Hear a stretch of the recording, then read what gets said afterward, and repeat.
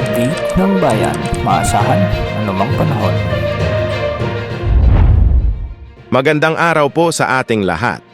Narito ang update sa lagay ng panahon ngayong araw ng Biyernes, August 23, 2024. Sa kasalukuyan ay umiiral pa rin ang easterlies o ang mainit na hangin mula sa dagat Pasipiko at nakakaapekto ito ngayon sa silangang bahagi ng Luzon at Visayas.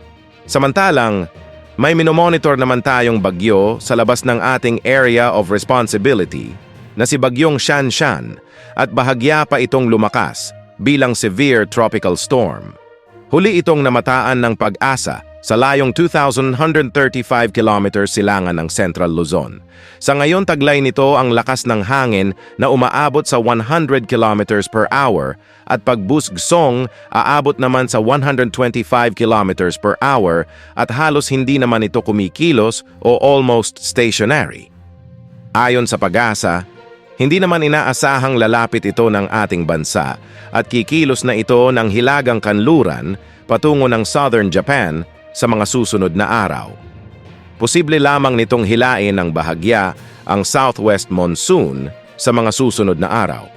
Samantala, dahil nga sa easterlies, asahan ang maulap na kalangitan na may kalat-kalat na pag-ulan at pagkidlat pagkulog sa Cagayan Valley, Bicol Region, Eastern Visayas, partikular sa Samar Provinces. Ang mga lugar na ito ay posibleng makaranas ng flash flood o landslide dahil sa katamtaman hanggang sa kung minsan ay malalakas na pag-ulan. Samantala, muli namang umiiral ang southwest monsoon at nakakaapekto ito ngayon sa Zamboanga Peninsula, Palawan, Occidental Mindoro, Antique, Basilan, Sulu at Tawi-Tawi. Ang mga lugar na ito ay makararanas ng maulap na kalangitan na may kalat-kalat na pag-ulan at pagkidlat pagkulog at posible rin ang flash floods at landslides.